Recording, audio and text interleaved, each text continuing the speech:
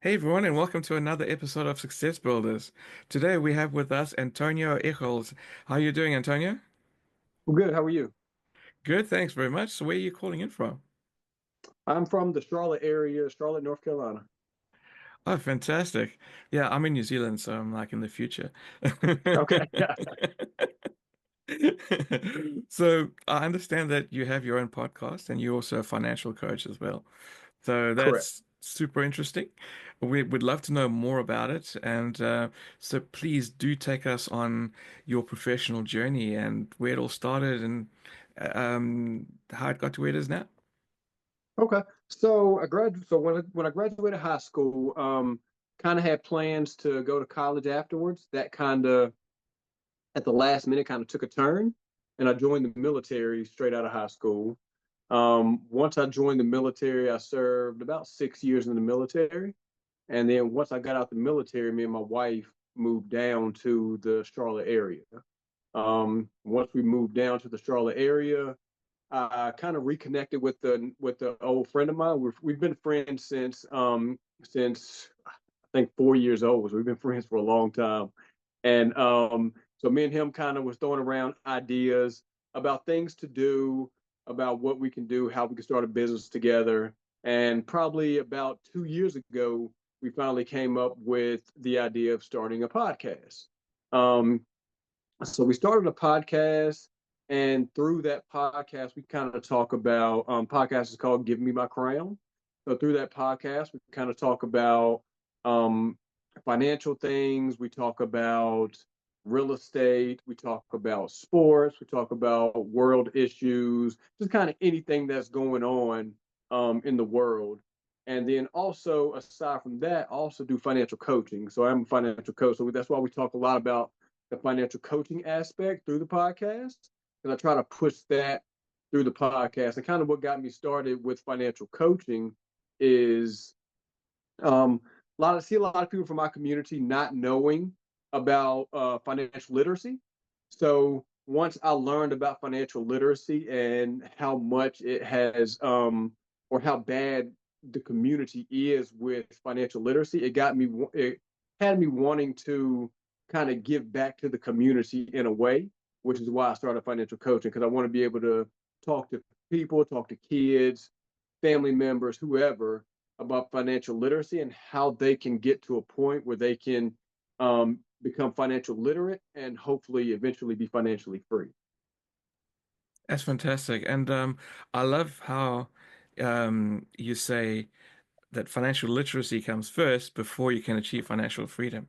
So Yes. that's like uh, I've never heard of it being put in that way before, which is really cool. And yes, I do echo the same thing. I've noticed in all the communities I've been in that a lot of people just they don't understand finances, and Yes. um, you know that's why they get into a lot of trouble with debt and bad credit and that sort of stuff is because they just don't have the basic fundamentals. And I don't understand why some schools don't even teach the basics. I mean, when I went to school, they Yes, didn't I teach agree. me the basics of business and like how to balance a checkbook or business checking accounts and things like that. And they didn't teach any of that. No. Like, I mean, Mhm. absolutely nothing. Not even about bank accounts and interest. It's like Correct. it blows my mind how like schools don't even teach that. I don't know what the curriculum is like today, but definitely when I was in school, they didn't even touch on that. We're here learning about history and things of the past, and Yes. but we don't even know It's how the to like, same way now. we don't even know how to operate our life today. So it's pretty crazy. So yeah, so your financial coaching, how does that sort of work? Is that done in like a one-to-one setting, or is it done in like a group setting? Is it online, offline? Walk us through a bit Um, about what that looks like. I mostly do online sessions, one-on-one online sessions. It's usually through a Zoom or Teams. It's usually lasts each session is about an hour. And when I with my clients, I try to do at least 2 hours a month. So I try to have two sessions. So at least one session every 2 weeks. Um, and the way that works when we first get on is obviously a consultation. I kind of go through, tell them what my role as a financial coach is, and then tell them how I can help them or show them how I can help them get to where they want to be. And then I kind of go through my journey of my financial journey of how I was not always as financial literate as I am today, and how I had to step back and kind of take a look at my own finances to say, okay, this is not where I want to be. In order to get where I want to be, these are the things I want to do. So I try to show them that, to show them that I didn't come out just this crazy financial guy with, and it's like I don't understand what they're going through. I want them to know, like, hey, I understand exactly what you're going through. So I do the one-on-one sessions. I will from time to time do group sessions where it's just sometimes it's 5 people, sometimes it's 10 people, but I kind of go through. I'll try to put together a PowerPoint of of current trends throughout the world, throughout the United States, and then I'll kind of just go over that and show how we as what direction we as a society are heading into, and then kind of how we can change that dynamic to get on a different path. That sounds amazing. That sounds super good. Yeah, and so what happened for you in terms of like, because you mentioned that you weren't always financially literate, and what changed for you? Did you meet someone? Did you meet a coach, or did you just research online and found your own path? How did it work for you? So yeah, I actually met a guy who introduced me to a couple of people online. And so I started watching a lot of videos and still talking to this guy. And then I kind of stepped back and looked at my own situation. And I started to think, hey, I'm making this amount of money, but I'm not seeing the money that I'm making. And I'm like, why is that? So then I kind of stepped back and kind of looked at my finances from kind of from an outside lens. And once I started to see that I'm spending more money than I'm making, and that at the end of the month, my expenses is not matching my income, and I'm using more credit than I want to use, and I'm doing all these things that I shouldn't be doing. So once I started looking at that and started talking to this other coach, it kind of got me moving in the right path. And I say it probably took, um, after I met him, it probably took about a year for me to get on path completely and to kind of change things around completely, because it usually takes, for most people, it takes a while. So I like to do it because even with my financial coach, I like to do at least 3 months, Right. because usually when you're going, especially when you're trying to create a budget and going towards a budget, usually it takes about 3 months for you to start seeing change and for you to start implementing the budget that we created. Right, right. Cool. And do you also help people to improve their credit as well if they have bad credit? No, so I do not help them improve their credit directly. What we'll do is we'll look at their credit cards and any debt they have, and I will help them. I'll look at it. I with that I use a plan called I use the Dave Ramsey plan, where it's the snowball. It's called the snowball effect, where we pay down the lowest. Where if they have 5 credit cards, we pay off the lowest credit card first, and then work our way up to the highest credit card. And because I found that method has worked greatly for me, and then for other people that I've helped, that method works great. So I'll help them do that, and usually through that, it improves their credit, but I don't label myself as a credit specialist. Right, right. And that I actually quite like that idea because by paying off a credit card and closing it up is almost like checking a box. It's like putting a tick Yes. next to a task, and it gives you that feel good that you've accomplished something, and it gives you the Yes. strength to move on to the next one. Um, Yes, definitely. because there's two schools of thought here. Like, you could always pay off the one with the highest interest rate first, but they're probably all pretty much of a muchness in terms of interest rate. So Yes. if it's only 1 or 2% difference, it's probably better to just close one up entirely. So then you have less exposure in terms of credit. So Yes. that kind of does make sense, and also that feel good about you actually making a difference. Because if you've Yep. got And then one less card you have to deal with. Yeah, exactly. And less admin, less everything else, and Yep. less bank fees if you are paying bank fees to have to pay it all the time and that sort of thing. So definitely Yes. interesting. Yeah. No, that's cool. I didn't actually think of it that way. And yeah, so now l- let's circle into your podcast a bit. So they're both interlinked. So do you also give financial advice on your podcast as well? So we do financial coaching. It's not necessarily advice because I'm not a financial advisor. So financial Right. coaching, there's slightly a difference between the two. So we do. I say what I'm doing. So a lot of times we'll talk about some cryptos and stuff like that because obviously, as we know, a lot of that stuff is very volatile. So I do say on all my any podcast that we talk about financial advice, I do tell people obviously do your own research. Don't take my word as the word. Do your research, and I let people know I am a financial coach versus a financial advisor. So I do let people know that up front. Cool, cool. Well, speaking of cryptos and stocks and things, I would love to know what are your uh, top three assets, your favorite ones for going into for 2025. Doesn't have to be crypto, it can be crypto or stocks or whatever. I like XRP right now. I like Solano. Those are kind of the two that I'm banking on. If they're gonna do good, I have no idea because like I said, obviously we know crypto is very volatile, so it could be not good today, good tomorrow, or good today, not so good tomorrow. So it kind of can go both ways. And I would say my third one is probably I have one called PayPay. Oh yeah. So far, that one has done pretty good for me. I'm hoping for it to continue to do good, but so far, that one has done very well for me. That's the meme coin with the frog, right? It's got the green frog in Yes, it. Yeah, I've seen that. yes, It's funny. and it's crazy because a lot of these cryptos, a lot of them have, especially the meme coins, have no use at all. But it's Yeah. just the hype around it that continues to drive the value up. Yeah, I think what it is, the utility is community. And I think people are looking for Yes, community a lot of the time.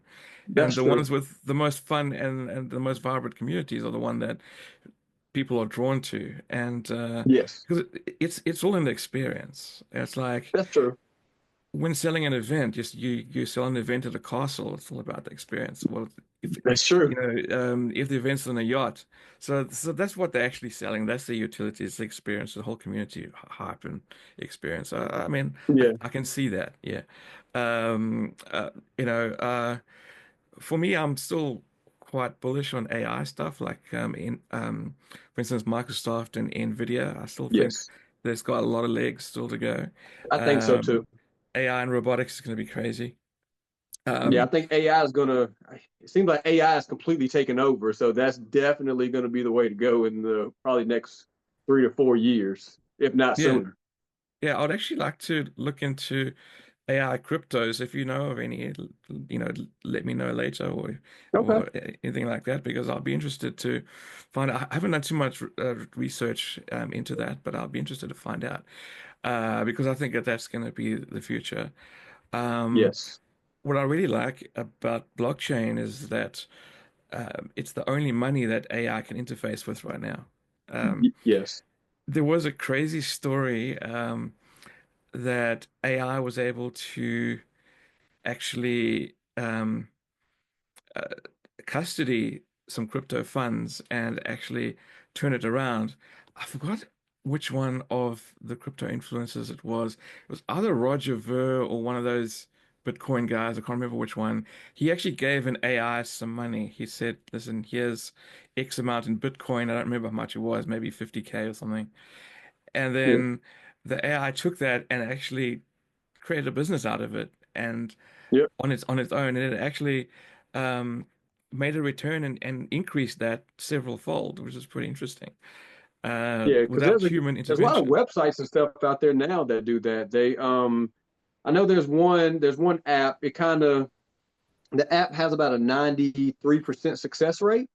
And what the app does, obviously you have to buy into the app, but what the app does, it'll tell you what crypto to buy, it'll tell you when to buy it, it'll tell you when to sell it, it'll tell you when to hold it. So it's I've worked with it a little bit and it seems pretty good so far. But I of course I haven't thrown a bunch of money into it. Just because it's still kind of new. So I want to see over long term how it continues to play out. Yeah, of course, because there's heaps of those. I see them all the time, but then the problem is, how do you know which one to trust? That's the big thing. So it's Exactly. so it's kind of good to have someone who has gone first and tried it out, you know. Yes.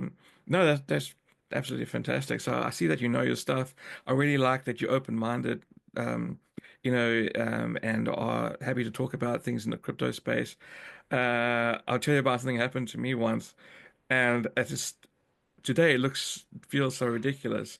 So I was at this conference, and I sat next to a guy, and he was quite prominent in our community, and I was talking to him, and he was asking me what I do, and then I was telling him I was in like car sales, but also on the side I was like, I had some crypto projects going, and then he's like reckons to me, "Oh, Bitcoin, terrible stuff," and then he stops talking to me.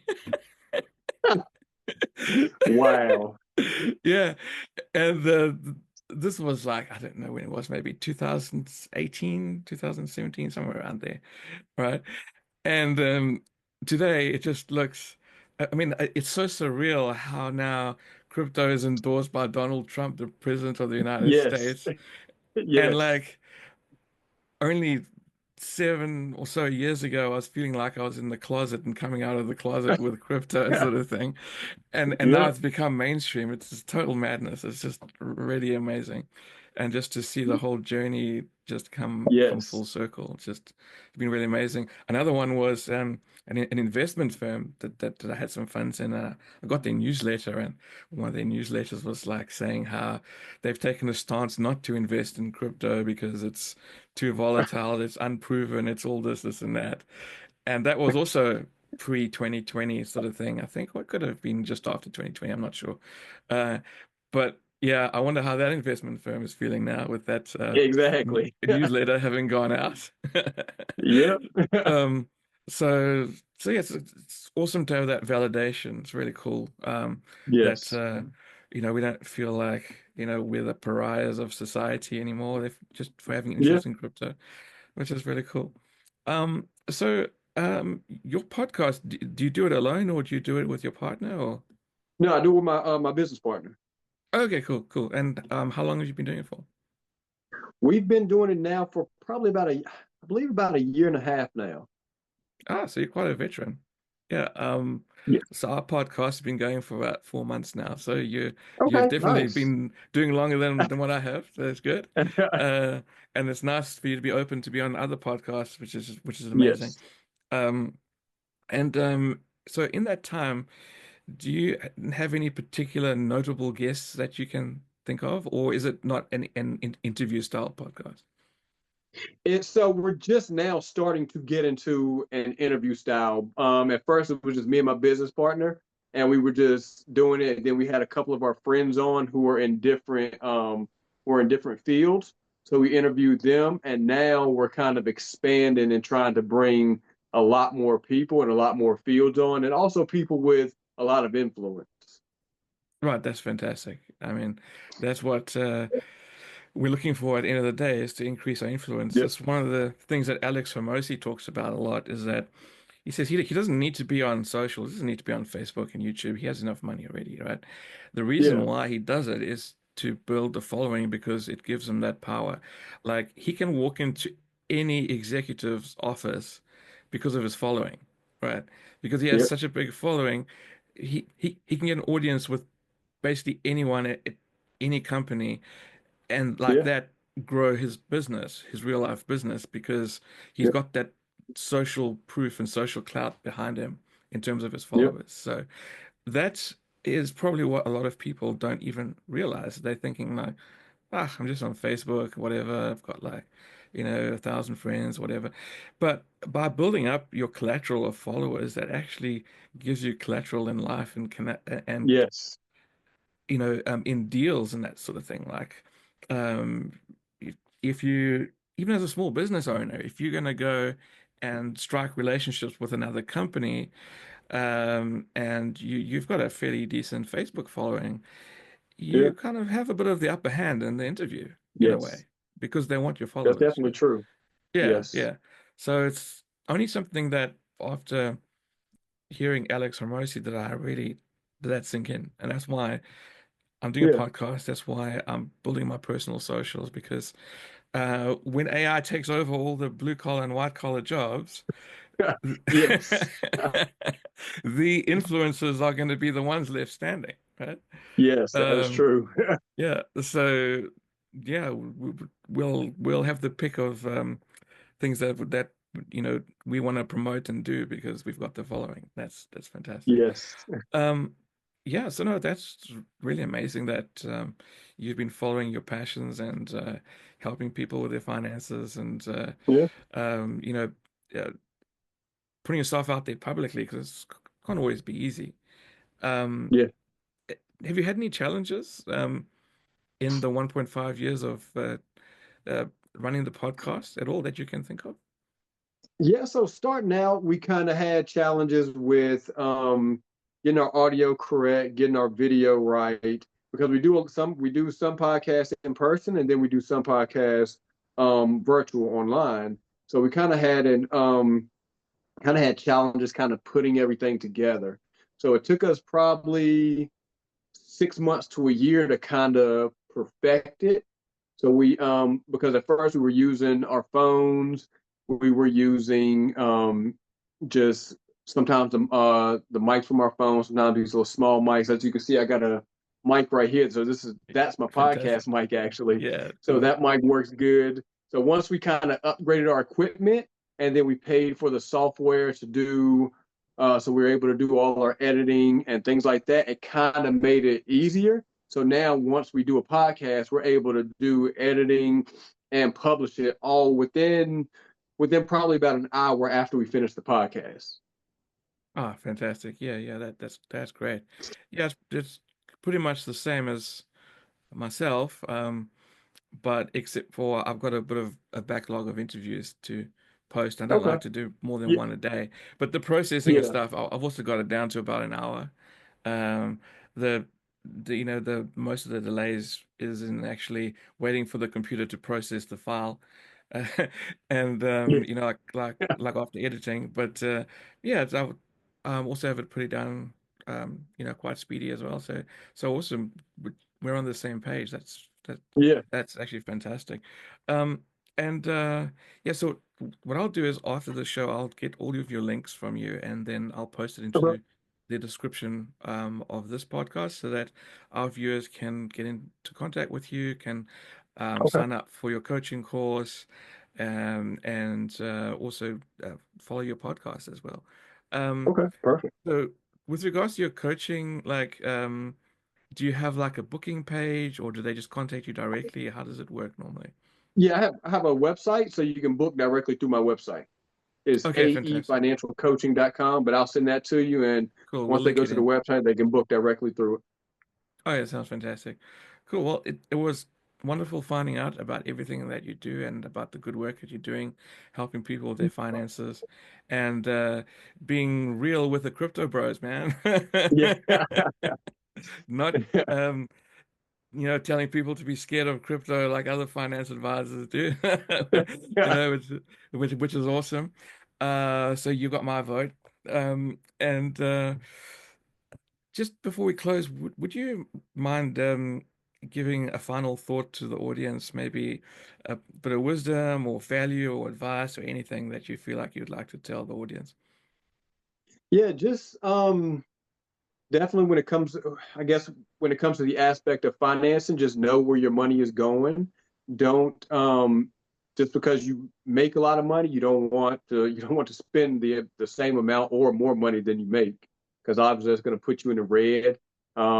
I always tell people at the end of every month you want to be in the green. Um, and other than that, just whenever if there's something you want to do, just do it, because at the end of the day, if you decide not to do it, it's a lost idea. Because when we wanted to start the podcast, it was something we were kind of thinking about for a while, and then one day we said, "Hey, let's just do it. Let's just set up the camera. Let's just start." So we started, and then over time we were able to perfect it. But we even talked to a coach of ours, and his thing was just do it. He said you can perfect it as you go on, and as you go on, only takes one video for the right person to see for you to take off. So That's cool.